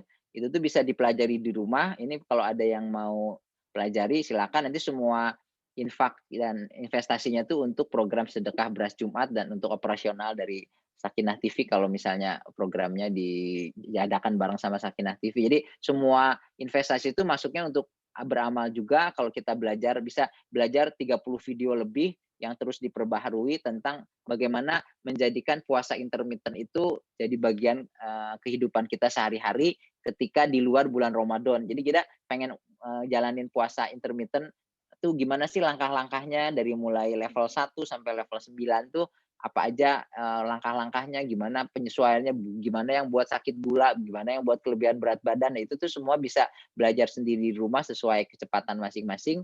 Itu tinggal pesan di sini kalau mau kontak si adminnya ya. Ini jadi tapi kalau untuk tanya jawabnya aja sih bisa lihat di sini. Di sini nih ini di Ruang Dokter Official, di daftar videonya banyak sekali video-video tentang puasa intermittent dan untuk kesehatan dan untuk berbagai penyakit. Mungkin itu Mas Demsi.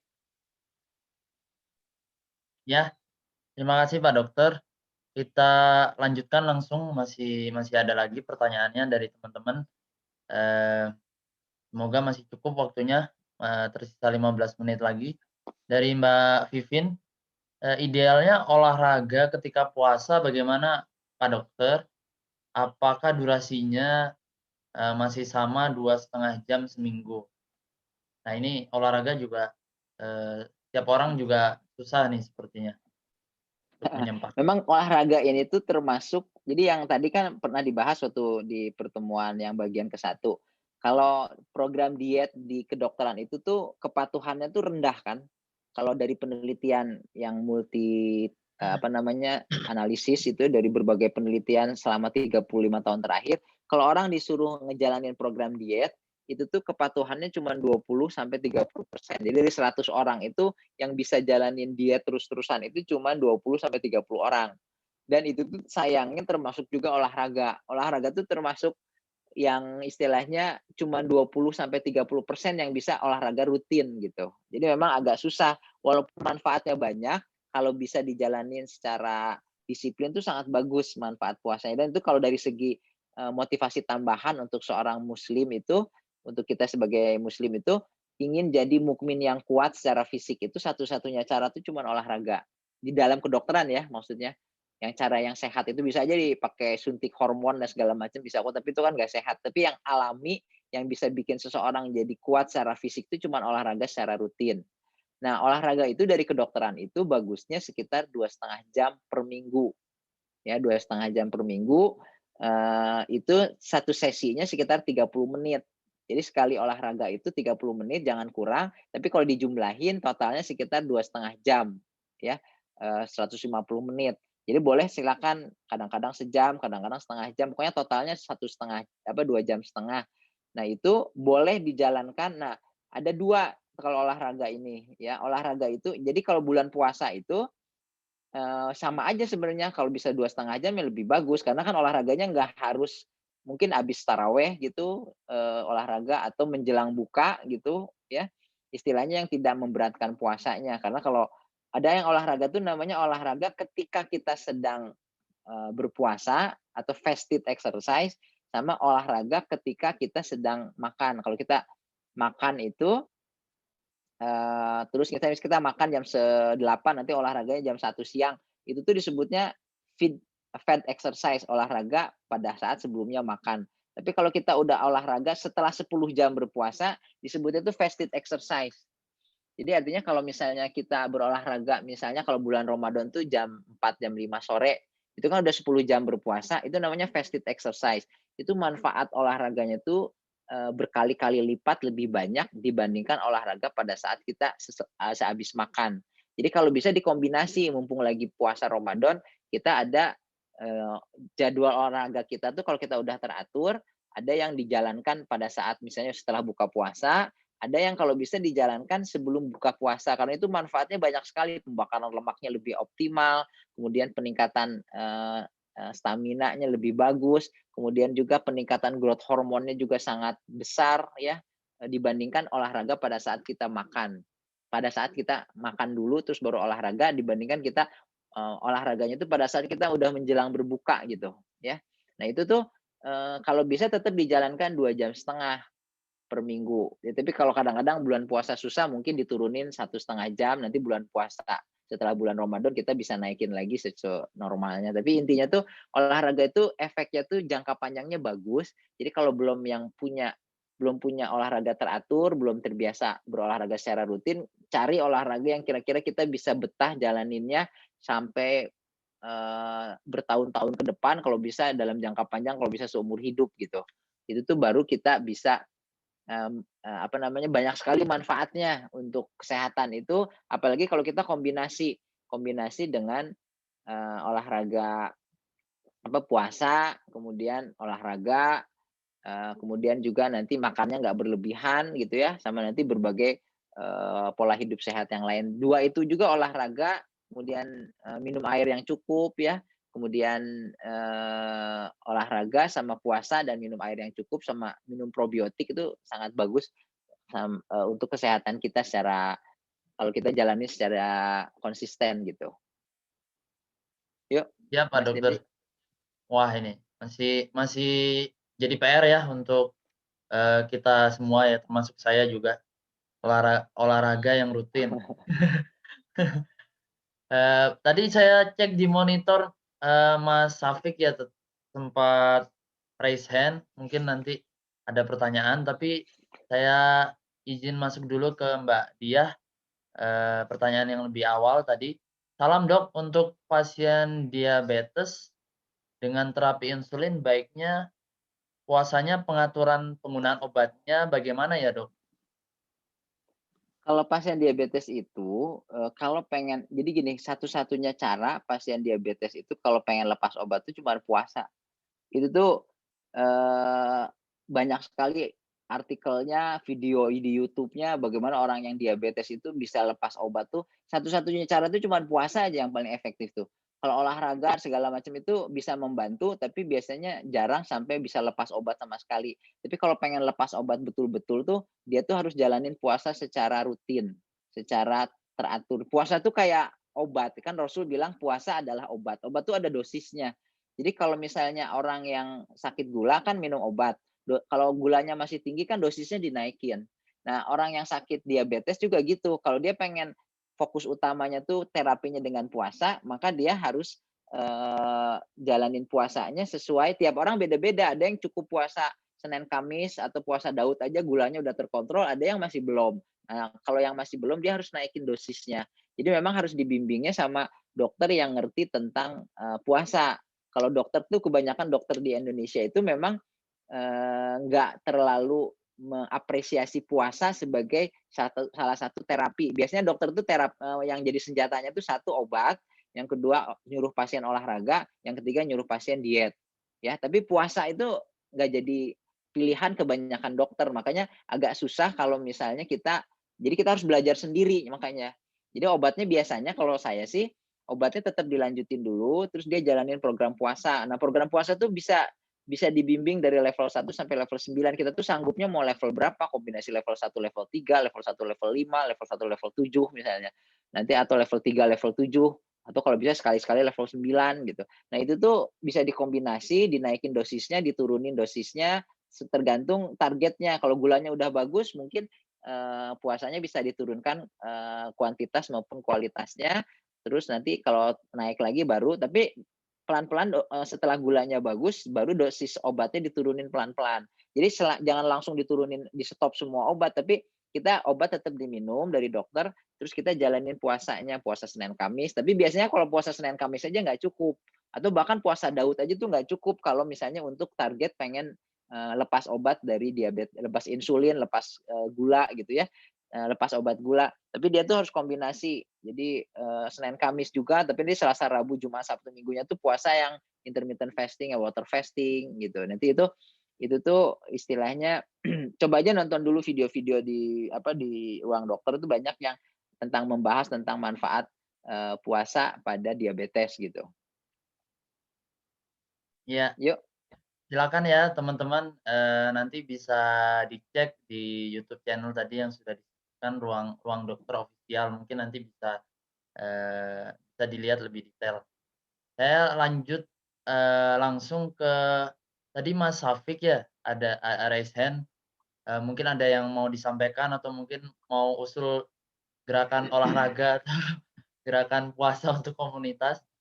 Eee, saya monitor cek Mas Hafik, ada Ya, yang mau halo. disampaikan? Assalamualaikum Ya? warahmatullahi wabarakatuh. Waalaikumsalam warahmatullahi wabarakatuh. waalaikumsalam. Ya, ja ya, jazakumullah khairan katsir nih atas kesempatannya, dan alhamdulillah banyak juga ya ilmunya pagi ini. Jadi, ya rasanya rugi kalau nggak ikutan nanya gitu, jadi pengen nanya juga akhirnya. Sebenarnya tadi, ada beberapa pertanyaan, cuman alhamdulillah, sebagian sudah terjawab juga di pertanyaan sebelumnya. Jadi tadinya itu pertama pengen nanya, jadi bagusnya olahraga itu sebelum berbuka atau setelah berbuka, tapi tadi udah terjawab ya. Nah, yang kedua ingin saya tanya itu, sebenarnya kategori olahraga itu ada ininya nggak sih? Maksudnya kan ada yang bilang ada intensitas rendah, ada yang sedang, ada yang tinggi. Nah, cuman maksudnya kalau kayak saya nih terutama nih, kan lagi fokus juga nih untuk penurunan, berat badan lah gitulah. Nah, bagusnya itu apakah, eee, langsung yang tinggi atau yang moderat atau mulai dari yang low dulu? Kalau kalau yang sudah saya jalani sekarang itu kan alhamdulillah sekarang nih lagi berusaha rutin ya dengan olahraga lari gitu. Nah, itu, kira-kira mungkin ada anjuran yang baiknya seperti apa? Kemudian,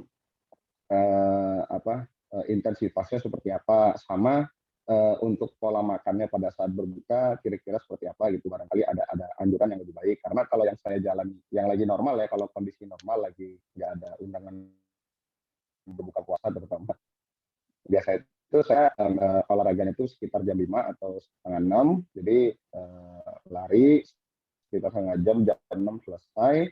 Nah nanti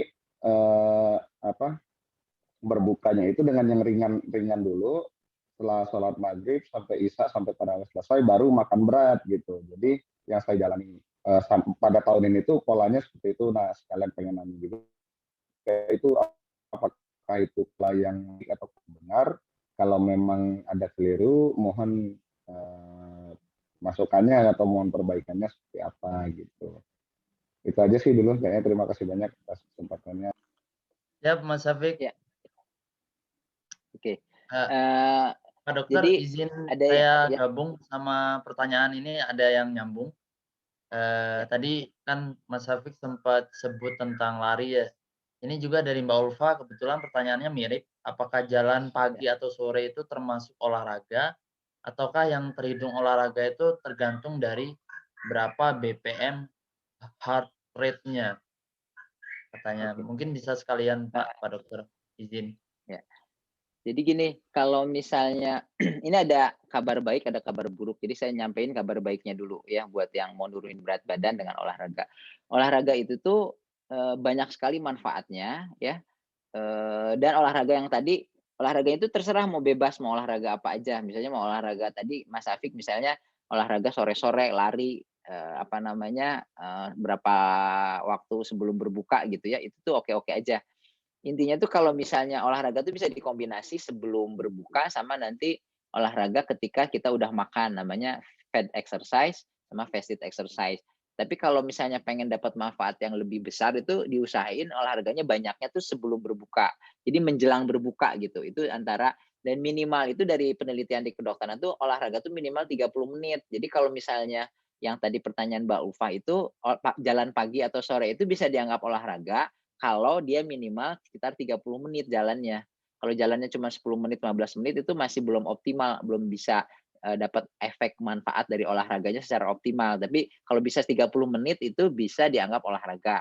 Tapi kalau olahraganya cuma ringan ya, jalan pagi aja, cuma sampai ngos-ngosan sedikit gitu, namanya intensitasnya yang sedang, intensitas yang ringan. Intensitas ringan tuh biasanya heart rate-nya setelah olahraga tuh masih di bawah 100, kemudian nggak keringetan sampai basah gitu ya. Itu tuh walaupun kita udah jalan setengah jam. Tapi kalau kita ukur denyut jantung setelah selesai olahraga, biasanya denyut jantungnya tuh masih lambat, 90 kali, 95, 96 atau 100-an. Tapi kalau yang olahraga intensitas sedang sampai tinggi itu bisa tinggi sekali heart rate-nya setelah olahraga ya. Setelah 30 menit olahraga kita ukur denyut jantungnya itu sekitar 110, 120 bahkan lebih gitu. Itu disebutnya intensitas sedang sampai tinggi ya. Sedangkan kalau tadi yang pertanyaan Mas Afik mau intensitasnya bagusnya gimana? Ya bagusnya sih sesuaikan kebutuhan. Kalau ada orang yang jadi nanti ada waktu itu pernah dibahas di salah satu kalau salah hari-hari pertama tuh tentang pengukuran gen untuk ya itu yang tentang itu tuh kalau nggak salah yang potensi diri itu yang dari mapping itu ada pertanyaan pemeriksaan gen. Nah, salah satu pemeriksaan gen yang bisa dilakukan di Prodia itu tuh bayarnya tuh mahal sekitar 8 juta, 10 jutaan. Tapi salah satu yang bisa ketahuan tuh adalah kita tuh termasuk orang yang bakat olahraga atau enggak. Ada orang yang sangat berbakat olahraga ya, sehingga dia tuh bisa olahraga yang intensitas tinggi dalam waktu lama dan biasanya berprestasi di bidang olahraga itu tuh ada gennya. Jadi bisa ketahuan. Jadi kalau ada pengarahan bakat itu salah satunya lihat dari gennya. Kalau ini anaknya tuh bagus sekali gen olahraganya. Nah, dia bisa diarahkan untuk berprestasi di bidang olahraga. Nah, jadi kalau kita olahraganya misalnya termasuk yang bagus, kita bisa langsung intensitas sedang ke tinggi gitu ya, nggak usah dari rendah dulu, tapi dari intensitas sedang ke tinggi. Jadi sesuaikan aja. Dan olahraga tuh biasanya namanya aklimatisasi. Jadi kalau kitanya rajin olahraga, nanti intensitasnya itu bisa meningkat pelan-pelan. Kalau kita biasanya saat sekarang setengah jam udah capek, nanti kalau rajin olahraga tuh bisa 40 menit baru capek, sejam baru capek, terus intensitasnya makin tinggi. Kalau kita karena otot-ototnya kita tuh jadi menyesuaikan gitu. Jadi si olahraga tuh kan memberikan stres fisik yang ringan tapinya bermanfaat. Jadi si stres itu yang menyebabkan otot-otot jadi tambah kuat, yang menyebabkan sel-sel tuh jadi bereaksi, metabolismenya jadi lebih efektif itu dengan seperti itu. Itu istilahnya yang tentang pertanyaan-pertanyaan seputar berapa lama olahraganya, jenis olahraganya, intensitasnya dan sebagainya. Nah, kalau yang tadi olahraga menjelang berbuka ya, itu tuh bagus sekali namanya fasted exercise. Itu kalau cari di internet manfaat fasted exercise itu banyak sekali dibandingkan fed exercise ya, olahraga makan dulu tuh bagus sekali, manfaatnya lebih banyak karena manfaat puasanya meningkat dan manfaat olahraganya meningkat. Terutama hubungannya dengan growth hormone. Growth hormone itu bisa meningkat itu banyak sekali ketika kita berpuasa dan olahraga pada saat puasa. Jadi makanya katanya sih yang idealnya tuh habis olahraga itu jangan langsung makan, tunggu sekitar setengah jam sampai 1 jam, karena saat itu tuh growth hormonnya lagi tinggi-tingginya. Pada saat kita selesai olahraga, growth hormone tuh lagi tinggi sekali. Kalau kita begitu kita makan, langsung growth hormonnya turun. Karena begitu kita makan, insulin keluar, insulin itu anti growth hormone. Jadi dia tuh antagonisnya. Begitu insulin keluar, growth hormone langsung turun. Itu sayang sekali, si growth hormone itu banyak sekali manfaatnya untuk perbaikan sel, untuk pertumbuhan sel-sel yang rusak, perbaikan sel-sel yang rusak, dan untuk banyak sekali manfaatnya lah, anti aging dan sebagainya. Jadi kalau habis olahraga misalnya jam 4, jam 5-an istirahat, selesai, jangan dulu makan sampai jam 6 gitu. Jadi olahraganya itu kalau bisa selesainya itu sekitar setengah jam sampai 1 jam sebelum buka. Jadi kita tuh bisa menikmati istilahnya growth hormone yang lagi surging itu kita benar-benar manfaatkan. Jangan diturunkan dulu dengan masuknya makanan walaupun sekedar makanan minum teh manis atau istilahnya makanan apa kayak Pocari Sweat atau Maizone gitu juga kan mengandung gula, itu nanti menurunkan growth hormonnya. Mendingan minum air aja. Nanti setelah sejaman baru kita makan. Makannya sih terserah apa, mau makan kecil, mau makan besar langsung, terserah. Yang penting ada jarak dari selesai olahraga sampai makan. Itu kabar baiknya. Kabar buruknya, kalau cari di internet, tulisan-tulisan, nggak ada ahli kedokteran yang menyarankan olahraga untuk menurunin berat badan. Berat badan itu tuh olahraga untuk menurunkan berat badan itu bisa dibilang sangat tidak efektif. Jadi kalau untuk pengen nurunin berat badan, itu puasa. Jadi kalau pengen nurunin berat badan yang paling cepat, paling efektif, paling sukses itu dengan berpuasa, intermittent fasting. Tapi kalau olahraga itu manfaatnya banyak sekali, tapi tidak untuk menurunkan berat badan. Itu aja sebenarnya yang jadi concern. Jadi banyak orang tuh pengen olahraga nurunin berat badan, tapi susah sekali nurunin berat badan dengan olahraga itu. Jadi mendingan puasa, ya, puasanya nanti setelah bulan Ramadan tuh dilanjutkan, kemudian dikombinasi sama fasted exercise, menjelang berbuka kita olahraga, itu tuh makannya nggak usah diatur juga, asal jangan berlebihan, itu pasti turun berat badannya tuh. Nggak usah pusing, pasti turun aja berat badannya. Kalau kitanya rutin berpuasa, puasanya nggak cuma Senin Kamis, nanti puasa Senin Kamis, nanti puasa intermittent dari malam ke pagi, itu yang paling gampang tuh dari malam ke pagi, dari jam 6 sore sampai jam 8 pagi, makan masih tetap 3 kali, besok paginya menjelang berbuka olahraga lagi, pokoknya fasted exercise-nya dibanyakin, tapi puasanya juga dibanyakin, targetnya sekitar 100 jam seminggu, itu tanpa banyak mengatur makanan, tanpa perlu atur makan ini, makan itu, asal tadi ya makannya jangan berlebihan, makan hanya ketika lapar, berhenti ketika udah kenyang, terus makannya pelan-pelan, dikunyah yang lama, minumnya harus banyak. Itu tuh nanti akan turun sendiri tuh berat badan tuh sampai ke berat badan yang ideal. Tanpa kita tuh nggak usah dipikirin lah, nggak usah bikin program macam-macam, jalanin aja, itu nanti pasti turun. Biasanya tuh yang menyebabkan nggak turun itu makannya berlebihan. Itu tuh yang bikin kerusakan segala macam efek-efek, membatalkan manfaat puasa, membatalkan manfaat olahraga tuh karena makannya berlebihan. Makanya ayat yang tadi tuh wakul wasrobu wala tusrifu, makan dan minumlah jangan berlebihan, itu dianggap inti dari kedokteran. Itu salah satunya karena itu yang paling penting dalam hubungannya dengan kesehatan gitu. Mungkin itu aja Mas. Maksudnya kalau mau nurunin berat badan, olahraganya jalanin, tapi jangan ngarepin dari olahraga.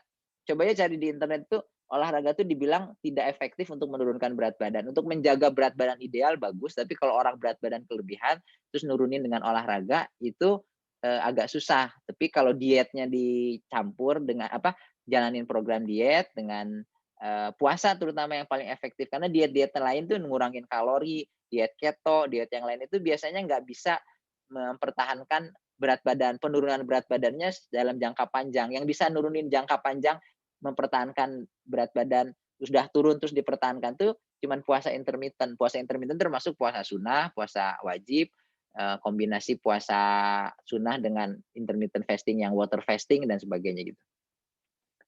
Mungkin itu Mas Afik. Ya, Waduh, tidak terasa teman-teman udah lewat dari jam 7 gitu ya. Masih ada waktu. Jadi ya, jadi Mas Hafik mungkin nanti, jika ada yang masih ingin ditanyakan dan juga teman-teman yang lain, nanti bisa dilanjut seperti biasa saya sampaikan ulang kembali, bisa dilanjutkan di grup Telegram, sharing subuh, eee, yang sudah ada 1.000 anggota di dalamnya. Dan ini juga masih ada satu pertanyaan dari Mas Farhan yang masih menggantung ya, nanti saya, mohon maaf minta izin ke Mas Farhan ya, pertanyaannya terkait, penderita mental bipolar, dan lain sebagainya, nanti saya forward di grup sharing subuh, silakan nanti Oh iya, dilanjutkan di sana. Begitu Pak Dokter, saya, ya. mewakili juga teman-teman yang ada di sini mengucapkan terima kasih banyak untuk ilmunya, semoga berkah dan bermanfaat untuk kita semua, jazakallahu khairan. Amin. Juga untuk teman-teman yang sudah bergabung pagi hari ini, jazakumullahu khairan, terima kasih banyak untuk, kesediaannya untuk menyimak dengan sangat khusyuk. Wah, karena berkaitan Nanti dengan yang kesehatan. materinya saya share di grup ya. Yang materi Iya, tadi, kalau kadang-kadang suka ada yang nanya share. Terus kalau ada iya, pertanyaan yang kemarin juga lupa soal sakit mah kalau nggak salah tuh. iya Ya, betul Pak Dok. kalau mau dijawab, saya lupa pertanyaannya jadi copas aja atau ditanyain di grup Telegram, nanti saya jawabnya di grup Telegram gitu. Iya, Ya, siap Pak Dokter, siap. Terima kasih banyak sekali lagi kita tutup, sharing subuh pagi hari ini dengan bacaan hamdalah, alhamdulillahirabbil alamin. alhamdulillahirabbil alamin. Istighfar, astagfirullahaladzim, dan doa Astagfirullahaladzim. kifaratul majelis. Subhanakallahumma wa bihamdika, asyhadu Subhanakallahumma an la wa ilaha illa bihamdika anta, asyhadu an la ilaha illa anta astaghfiruka wa atubu ilaik. astaghfiruka wa atubu Terima kasih ilaik. banyak. Assalamualaikum warahmatullahi wabarakatuh. Waalaikumsalam warahmatullahi wabarakatuh.